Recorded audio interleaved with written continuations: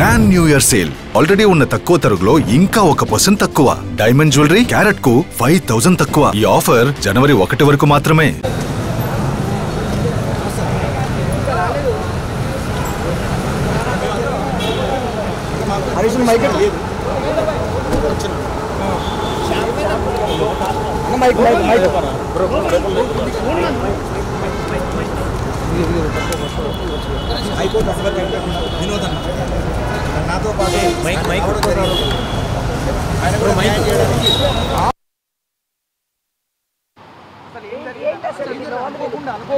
జరిగిన పరిణామాలు ఇవన్నీ అనుకోకుండా జరిగిన పరిణామాలు ఒక మంచి విజయం వాటిల్లినటువంటి సందర్భంలో ఇలాంటి సంఘటన జరుగుద్దని అసలు ఎవరు ఎక్స్పెక్ట్ చేయరు. మీ అందరికీ తెలుసు. మన ఇంట్లో కూడా కొన్ని శుభకార్యాలు ఉంటాయి, అనుకోకుండా చిన్న చిన్న ఏదో జరుగుతూ ఉంటాయి. అది మనకు సంబంధం ఉండకుండా కూడా కొన్ని జరుగుతాయి. అవి మన ఆనందంలో కొన్ని అపార్థాలు జరుగుతాయి. అలాంటి దాంట్లో ఇది ఒకటి అని భావిస్తాను. అది బ్యాడ్ లక్ అంతే. అది చూడాలండి. అంటే నేను అంటే ప్రభుత్వం మేము గౌరవిస్తున్నాం. ప్రభుత్వాన్ని గౌరవిస్తూ చట్టాన్ని గౌరవిస్తూ మేము రావడం జరిగింది. వాళ్ళను మనం ఏదైనా చూసుకోవాలి. ఏం పెట్టిరో ఇప్పుడు ఇప్పుడే పోలీస్ స్టేషన్ వచ్చినాము. మౌలానా గారు వచ్చి అడిగారు.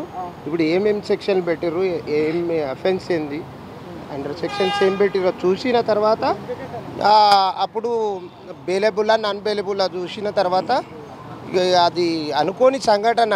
ఇప్పుడు చాలామంది ఫ్యాన్సెస్లో ఒక్కొక్కసారి దురదృష్టవశాత్తు అట్లాంటి సంఘటనలు అవుతాయి.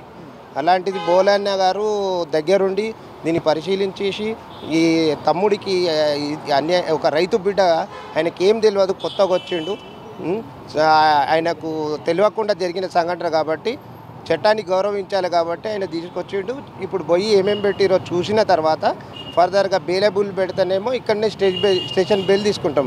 నాన్ బెయిలబుల్ పెడితే దాన్ని చట్టపరంగా ఏం చేయాలో అని చేసుకుంటాం. అది మాకు తెలియదు. ఇచ్చిండొచ్చు, కానీ ఇప్పుడు మేము వస్తున్నాము. అసలు ఏందో వాస్తవ పరిస్థితులు తెలుసుకొని మాట్లాడితే బాగుంటుంది. ఎందుకంటే తెలియకుండా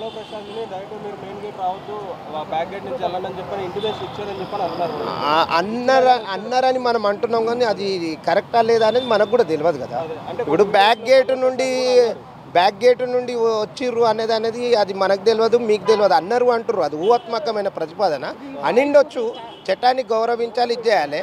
ఏదో మిస్టేక్ జరిగినా ఏమైనా కానీ ఆయన ఒక రైతు బిడ్డ ఆయనకేం తెలియదు, వచ్చిండు. ఏదో దురదృష్టవశాత్తు సంఘటన అయ్యింది. చట్టాన్ని గౌరవించాలి, పోలీసులను గౌరవించాలి, రాష్ట్ర ప్రభుత్వాన్ని గౌరవించాలి. అది మానవతా దృక్పథంతో కన్సిడర్ చేయమని ఇది చేస్తాము. చట్ట ప్రకారం నడుస్తుంది. ఇప్పుడే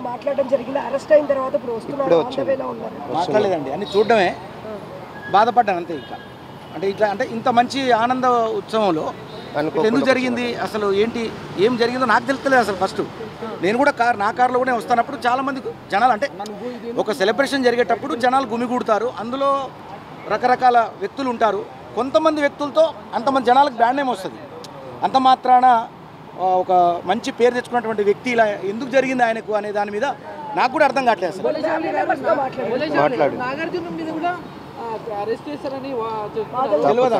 తెలియని విషయం కళ్ళకు కనిపించేది ప్రశాంత్ విషయం కనిపిస్తుంది. ఏం జరుగుతుందో అంతవరకు తెలుసు. బయట జనాలు ఉన్నారు, మీకు లోపల ఏమైనా ఇంటిమేషన్ ఇచ్చారా? వెళ్తున్నాం బయట. లేదు అట్లేం లేదు. ఇంటిమేషన్ అంటే అట్లా కాదండి. ఇంటిమేషన్ ఎట్లా ఇస్తారు అంటే వాళ్ళు ఫలానా టైంకి వెళ్ళండి అంటారు. వాళ్ళు జాగ్రత్తగా వెళ్ళండి. బయట పోలీసు వాళ్ళు కూడా ఉన్నారు, బారికేడ్స్ కూడా ఉన్నాయండి. ఆ రకంగా మీరు ఒక 5-6 కార్లను ఒకేసారి పెట్టారు, వరుసగా పెట్టి పంపించారు మమ్మల్ని. అందులో నేను కూడా ఉన్నాను. సో జనాలు ఒకేసారి మూకుమడిగా ఎట్టాగానే అభిమానంతో వాళ్ళు రకరకాలుగా ఉంటారు కదా. అందులో అది ఎవరు ఇచ్చారో తెలియదు కదా, మాకు తెలియదు. ధ్వంసం అంటే ఒకటండి, ఎవరో తెలియదు. ఇప్పుడు 100 మంది మంచాలు ఉన్నప్పుడు 2-3 అందులో ఏదో చేసి ఉండొచ్చు బహుశా. కానీ అంత మాత్రాన అది నాకైతే దాని మీద నాకు అవగాహన లేదండి. అయ్యిండొచ్చు కానీ మనకు తెలియదు, మాకు తెలియదు, చెప్పలేదు. ఓకే ఓకే మళ్ళీ మాట్లాడు. థ్యాంక్ యూ అన్న. మైక్ ఎవరిదే సెక్షన్ చూస్తే చెప్పగలుగుతాం. 7 years బిలో ఉంటే స్టేషన్ బెయిల్ ఇవ్వాల్సి ఉంటుంది, 7 years ఎక్కువ ఉంటే దాన్ని రిమైండ్ చేయవలసి వస్తుంది.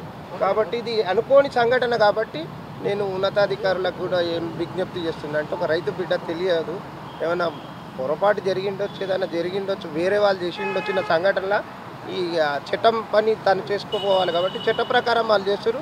కొద్దిగా మానవతా దృక్పథంతో కన్సిడర్ చేయవలసిందిగా కోరుచున్నాను.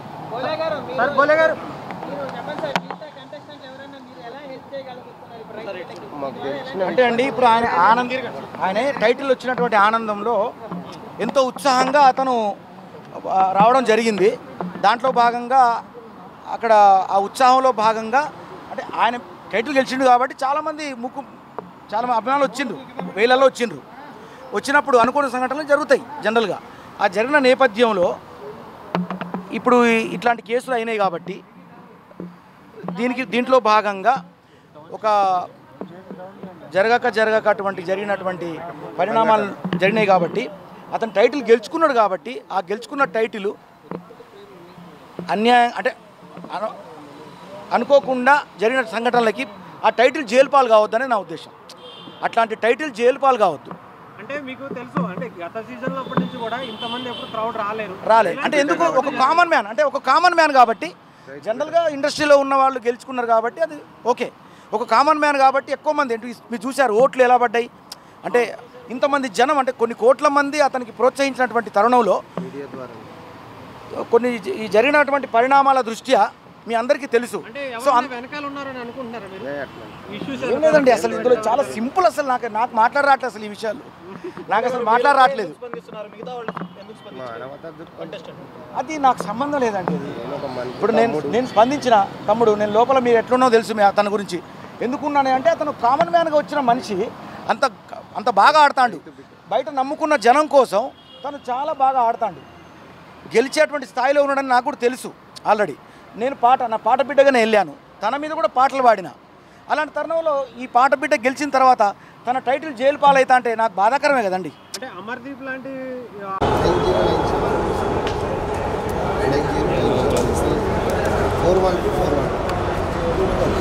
నేను ఒక 5 నిమిషాల్లో ఫోన్ చేస్తాను.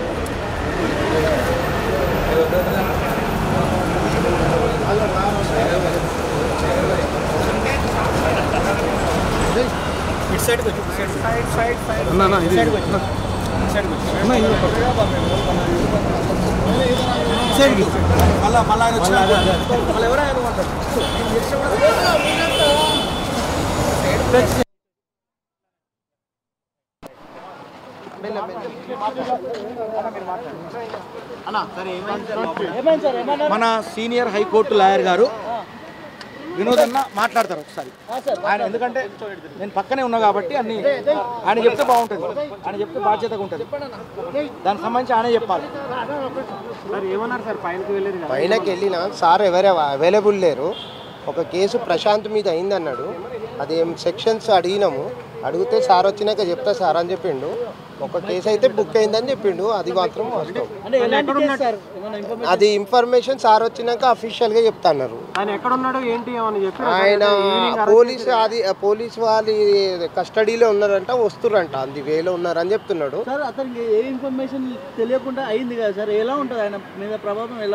ఏ ఇన్ఫర్మేషన్ అంటే ఆల్రెడీ 2 రోజుల నుండి తెలుసు కదా అసలు ఏం జరిగింది ఏం సంగతి అనేది నిన్న నుండి చూస్తున్నట్టు. ఇప్పుడు ఆయన తీసుకొని చూస్తుంటే మధ్యలో ఇప్పుడు ఏదైనా సెలబ్రిటీ కదా, ఏమైనా ఇబ్బంది కాకుండా ఇది చేయకుండా జాగ్రత్త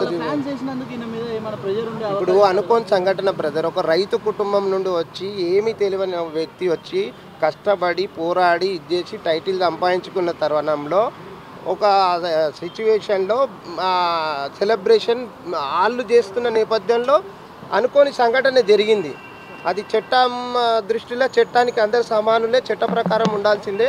అనుకోని సంఘటన కాబట్టి నేను హంబుల్ రిక్వెస్ట్ ఏం చేస్తున్నానంటే మన ముఖ్యమంత్రి గారికి, హోమ్ మినిస్టర్ గారికి తెలంగాణ బిడ్డకు వచ్చింది కాబట్టి మీరు ఉన్నతాధికారులతో మాట్లాడేసేసి ఇది చేసి అనుకోని సంఘటన దృష్టిలో పెట్టుకొని ఆయనకు స్టేషన్ బెయిల్ ఇవ్వాల్సిందిగా కోరుచున్నాం.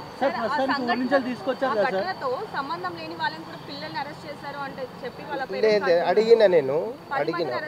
అడిగినమ్మా, అది అడిగితే ఏం చేయలేదు. ప్రశాంత్ గురించి అడిగినాం మేము, మిగతా సంఘటన గురించి అయితే అడగాలి. వాస్తవంగా ప్రశాంత్ని అడిగితే ఒక కేసు అయిందని చెప్పిండ్రు, దానికి పడదు. ఎందుకు పడుతుంది? ఆయన చేయని సంఘటనగా మనం అనుకోకుండా పోతుంటాం, ఏమైనా మనం పోతుంటాం దారిన పోతుంటే ఏదైనా ఇట్లాంటి గొడవలు ఎన్నో జరిగినాయి.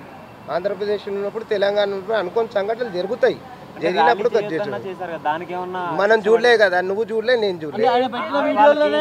పెట్టారు సార్, అది దానికి సంబంధించి ఏమన్నా అంటే పోలీస్ వాళ్ళు వద్దన్నా కానీ ఆ ర్యాలీని కంటిన్యూ చేశారు అనమాట. దానిపై ఇప్పుడు మనం అది చెప్తా అన్నాడు, ఇప్పుడు చెప్తా అన్నాడు. ఒక 15 నిమిషాల తర్వాత